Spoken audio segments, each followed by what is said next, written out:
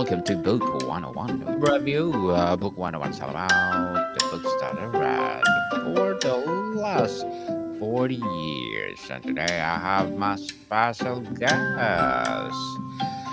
She's or having a trials and errors of online business owner and the power of good enough. No other than Miss Cathy Baillargeon. Hello, thank you so much for having me.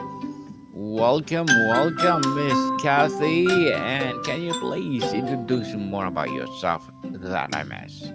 Absolutely. Again, my name is Cathy Baillargeon, and I am the owner of Virtual Cathy, which is a US based virtual assisting agency that supports small business owners and nonprofits with their administrative and marketing tasks, and a former business management consultant.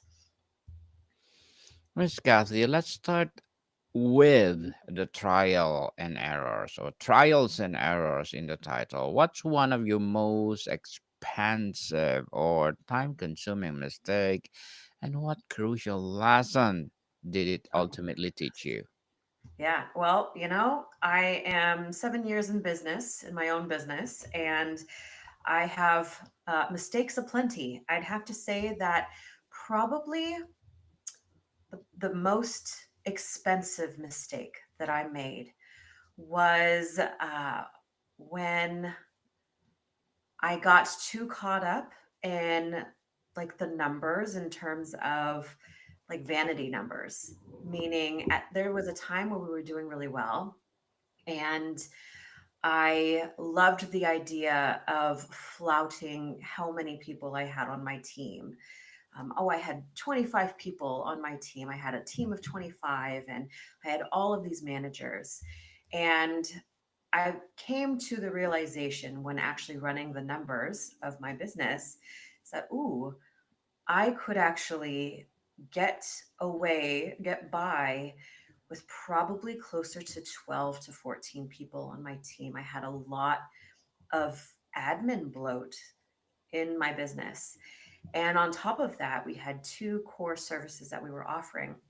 And one of the services brought in 95% of the revenue, and the other brought in, you know, 5% for the math geniuses out there. And we were spending so much time and energy and money to try and get this second service up and running when it was it was just one of those. We tried diligently for a good year and a half, and finally we decided, you know what, let's just focus on our core business. Why are we spinning our wheels trying to get something to work when we already have something working within the company? So it was expensive, revenue wise. It was expensive in terms of my pride. And, we had to cut back on the staff that we had. And that was a really difficult decision, probably the most difficult decision I had made as a business owner so far. Interesting, Miss Kathy. And many online courses sell a dream of easy success. What's something about the day to day reality of being online business owner that nobody talks about? Mm, well, you're right. There's so much out there that say, okay, building a business is easy. Building a business is, you can do it without, basically, you can make all of this money. But what a lot of people don't talk about is the cost it takes to get to that point where you're actually making good money. It's not just this kind of here's your, here's your offer, or here's your service, or here's, your product, and you're going to be paid X amount of money for this service, project, offer, and you get all of that money. No, no, no. Like, in order to organize and have systems and processes within your company, it takes some investment in that. And then when you add staff, which is inevitable for anybody who wants to grow and scale their company, that's also an increase in cost. And so it gets complicated real fast.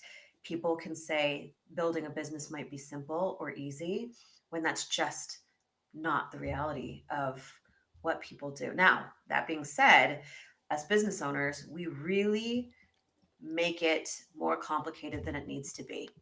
So that is kind of the balance. What's the reality of what you can expect when building a business? And what am I making more difficult on my end? That's interesting too and empowering. Miss. Wait, I'm sorry for that. And thank you so much for sharing your knowledge and wisdom to the world, Miss Kathy. And truly, truly empowering answer.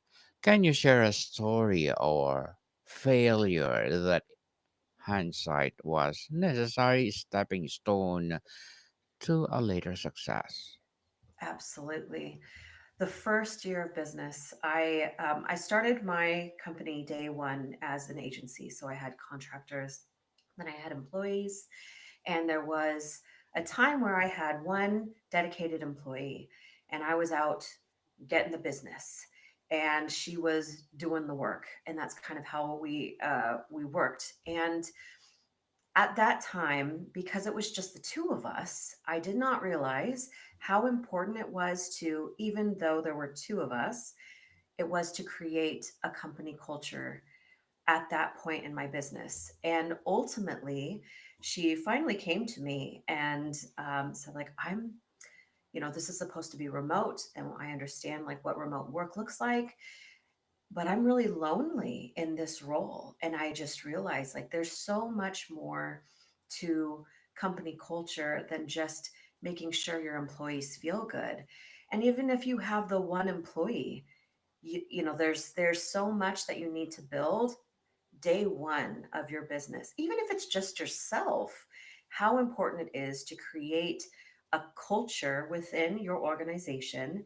So when you grow and scale, people can adopt that, and it's not nearly as difficult trying to change or create something when your company is already bigger and people are already impacted by the lack of culture that you have.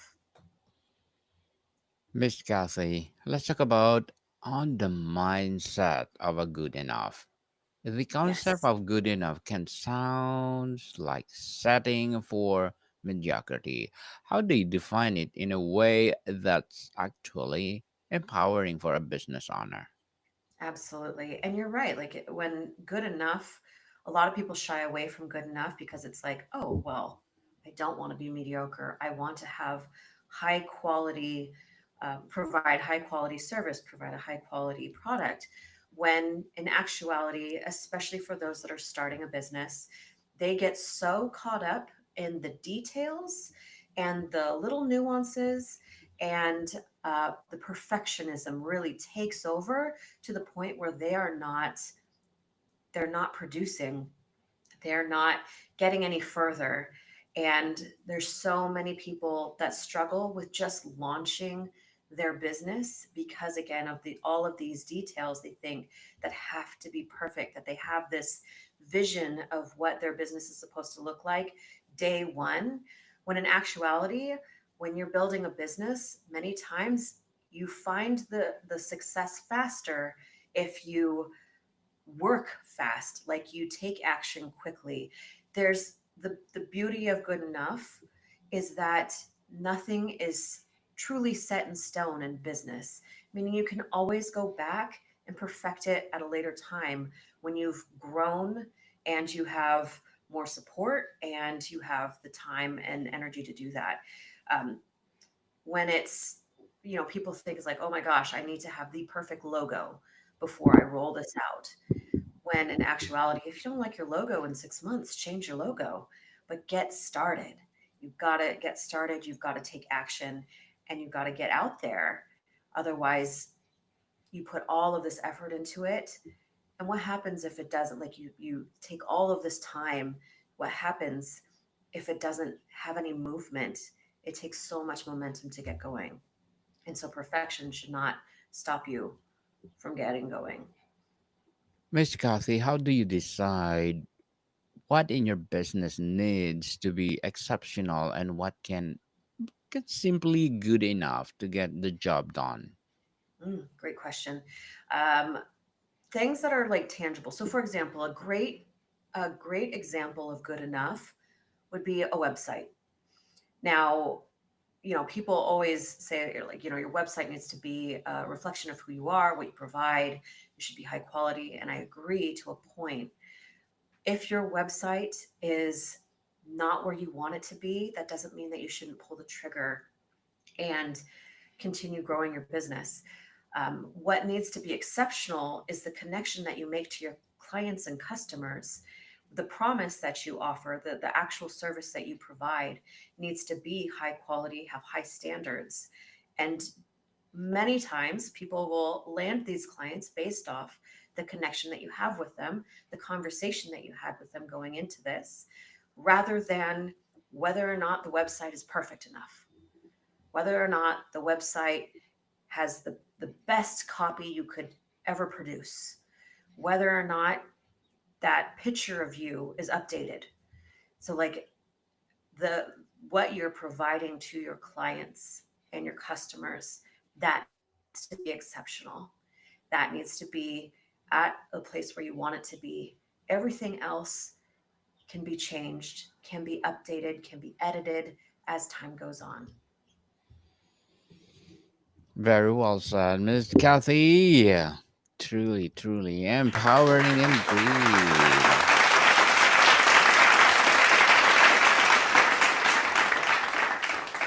Does practicing good enough get easier over time, or is it a constant battle against your own instincts? It does get easier over time, especially for those who consider themselves perfectionists. It's really difficult at first to let go of all the little details. And especially when it comes to, let's say, hiring support. If you're a perfectionist and you hire support, they might have a really hard time letting go of all of those details.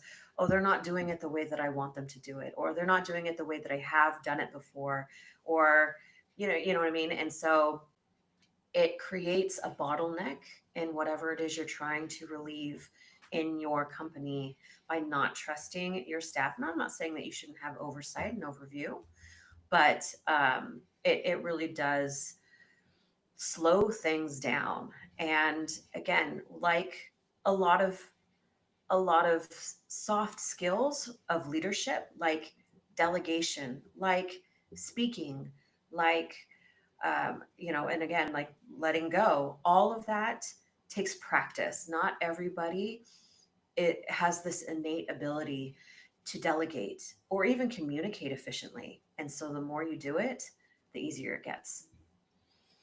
Practice make you perfect, as they said. And let's talk about the intersection of philosophy and practice. How does embracing good enough actually impact your speed of execution and ability to innovate? Well, the good thing is like ultimately the ability to finish something, even if it's not perfect, is helpful so you can move on to the next thing. And so this is one of the reasons why it is nice to have like a support team, because you when you're building your business and you are driving this ship of your business, like you need to focus on the vision that you have and where you're going versus the details of this one project that could take you twice as long that as if, let's say, you got the core of it done and you pass it on for somebody else to complete the details. And it allows you again to kind of keep that vision in mind. And if, let's say, if you're having a hard time figuring out what direction you want to go in your business, that's something that you have to focus on. Like that is one of the most important things in a business. Now, can your vision change over time? Absolutely. But ultimately, bringing in people to assist you will inevitably slow things down just generally than if let's say you are a solo entrepreneur and you're doing things as fast as you possibly can, bringing more people in, lots of cooks in the kitchen, all that stuff. But it allows you to continue to up level yourself in your own business, to become that visionary, that leader in your business, which is necessary in order to continue growing and scaling. Miss Kathy, from a practical standpoint, what are some tangible examples of good enough in action? Yeah, absolutely. One practical example that I used for my own team, and this was one of those trials and errors that I made throughout my years in business, was when I didn't have a system in place to a task management program, like a process. So in my early days in business, I had multiple virtual assistants documenting their tasks in a notebook. Like here we are being an online business and we have physical notebooks that people are writing their tasks out. And they're like, if somebody were to get hit by a bus, we'd have no idea what they were responsible for and what the clients are needing. And so moving everything over to a task management system where everybody can kind of like there's overview as to what's going on with each client was essential.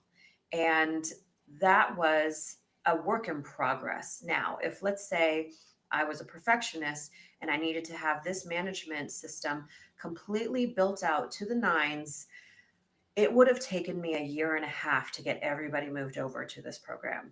But we wanted to move quick. We wanted to embrace change. And so we got the bare bones minimum in there for people to get going and get started and get used to this system. Now, we did focus on making the most and optimizing the system as time goes on, but it was not nearly as overwhelming for our virtual assistants to use the system and grow alongside it as we continued to use more and more functions of it. And so again, that's I'd say that's a very tangible, good enough example that I can give. That's just can be very relatable to a lot of businesses. Relatable indeed. And how do you handle the fear of being judged or criticized for putting out work what you know is not perfect? Mm. You know what is interesting? Like the work that I'm putting out that might not be complete or that's like in that good enough category is really a more internal thing. In terms of the work that we do as we continue to improve, like for our clients, honestly, unless I said something, they would never know that this was not our most perfect ability to like provide services. However, it gives them an opportunity to get excited when we continue to slowly improve our systems and processes that affect them. Um, so that's one thing that I really hope to impress on people who again are really stuck in that perfectionism mode. Most of the time, no one is going to know if it's not perfect. They're just looking for done half of the time. They just want it done and to be good enough. But they won't know that that's your good enough or if that's your perfect. Definitely. And what's the relationship between good enough and profitability? Can this mindset actually lead to making more money? Yes, solely from the ability to get things done faster. And so, like, for example, if let's say you were going to create a digital product and That digital product requires the actual product itself, um, the landing page, the email campaigns, and the time spent nurturing your audience. Now, let's say you create the product, but it's not up to your standard, but it could be good enough. And you spend weeks on this product. Whereas if you were to get it to a place where you're like, you know what, this is decent, this is still valuable for people, and let's move on to the landing page and the email campaigns and the nurturing of the audience, you can be done so much faster with that launch of this new digital product, and you're still spending weeks trying to perfect this digital product and haven't even touched anything else. And so you could have weeks of potential revenue coming in from this product because you were able to move on and get it done and know that you can go back and improve it and tweak it as you see fit. Miss Cathy, as a chief Cathy officer, entrepreneur, what are your short term and long term goals?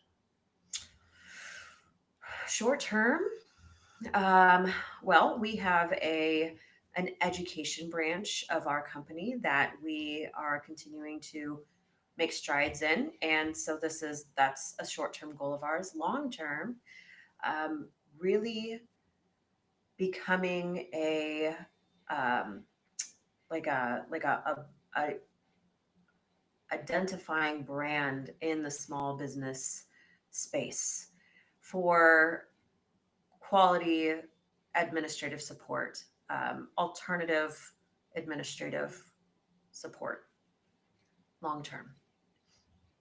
Good luck to your goals, Miss Cathy, and looking forward for more success. And what will be your piece of advice for those people out there want to be like you? So I say that one more time. I'm sorry. Yes, what will be your piece of advice for those people out there want to be like you? Mm. Embrace change, which is really difficult for a lot of people. And again, that power of good enough. Just keep moving. Don't lose your momentum. If it's not perfect, it's okay. You can move on. Get your business launched. And then once you launch, you're going to have a whole nother set of things that you're going to focus on. And so don't take so much time. You have what you need. And so move. That's my piece of advice. Yes, move people and try until you succeed. And can you please recommend a book or books that influence your journey? Absolutely. As a business management consultant, this is what my the consultancy firm that I worked for, this is what they built their consultancy firm, which is the E Myth Revisited by Michael E. Gerber. It talks about why small businesses don't work and what to do about it. Yes, highly recommended, people. Please read it. And Miss Kathy, for someone listening who's currently stuck trying to make something perfect, what is a small step they can take today to embrace good enough and ship it? Mm. What I would recommend doing, if you're like, I don't know if this is good enough, I don't know if I can stop tweaking it, without giving them any kind of context, show it to someone. And if they're like, this is great, this is valuable, that's your sign to move on. You can tweak it later. Everything is changeable.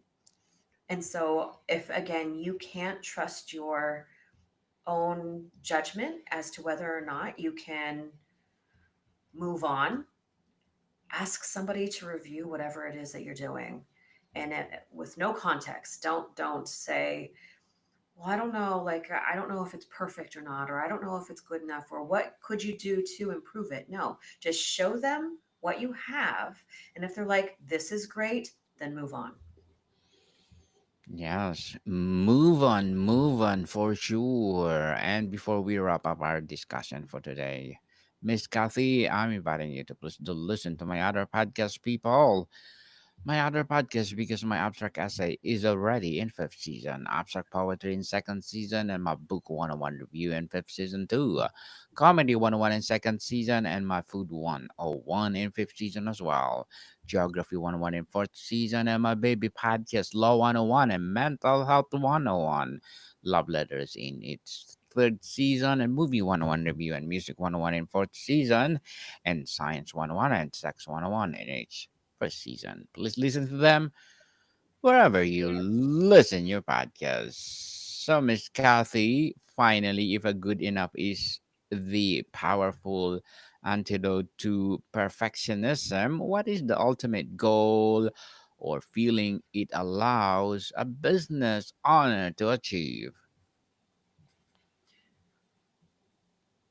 It allows them to feel the momentum that they should be building in their business. If they're stuck, if they're the bottleneck, and you lose that momentum, it just takes twice as long and twice as much effort to get everything going.